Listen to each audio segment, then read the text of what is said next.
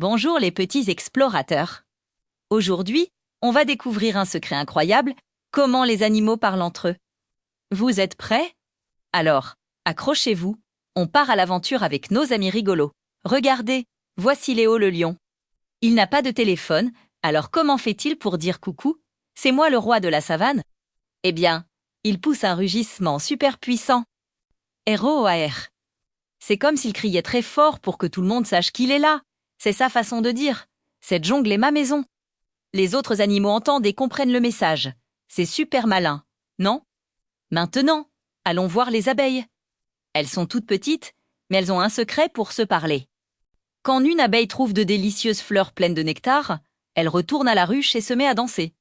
Oui, oui, vous avez bien entendu, elle danse. Elle fait une petite danse en forme de 8 pour dire aux autres « Elle est copine, j'ai trouvé un super restaurant de fleurs par ici, suivez-moi ».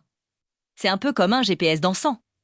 Grâce à cette danse spéciale, toutes ses amies savent exactement où aller pour se régaler.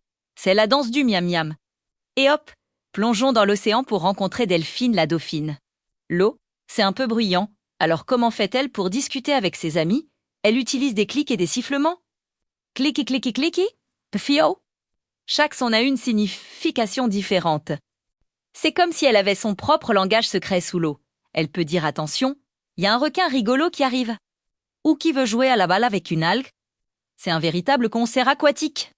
Mais attendez, tous les animaux ne font pas de bruit pour communiquer. Regardez Pipo le chien. Quand il est content de vous voir, que fait-il? Il remue la queue dans tous les sens. Et quand il veut jouer, il se penche en avant, la truffe par terre et la retraîne en l'air. C'est sa façon de dire « Allez, lance-moi la balle ». Il parle avec tout son corps. C'est un vrai champion de la communication sans mots. Et les lucioles alors? La nuit, elles s'allument et s'éteignent comme des petites lumières de Noël. C'est leur manière de se faire des clins d'œil lumineux dans le noir. Chaque clignotement est un petit message qui veut dire à quelqu'un « Où je suis là ». C'est une conversation super brillante. Retournons sur la terre ferme avec nos amis les fourmis. Elles se suivent en file indienne. Mais comment savent-elles où aller? C'est simple. La première fourmi qui trouve de la nourriture laisse derrière elle une piste invisible, une sorte de parfum spécial avec ses petites pattes. Les autres n'ont qu'à suivre cette odeur pour trouver le chemin du festin. C'est comme suivre une piste de miettes de biscuits parfumés. C'est un travail d'équipe incroyable. Et que dire des pans? Monsieur Pan a une queue magnifique avec des plumes qui ressemblent à des centaines d'yeux colorés. Quand il veut impressionner Madame Pan, il déploie sa queue comme un éventail géant. C'est sa façon de dire « Regarde comme je suis beau ». Il ne dit pas un mot, mais le message est très clair. C'est le concours de beauté de la nature. Alors, tu vois, les animaux ont mille et une façons de se parler. Ils rugissent, ils dansent, ils sifflent. Ils remuent la queue, ils clignotent, ils laissent des pistes parfumées où ils se parent de leurs plus belles couleurs.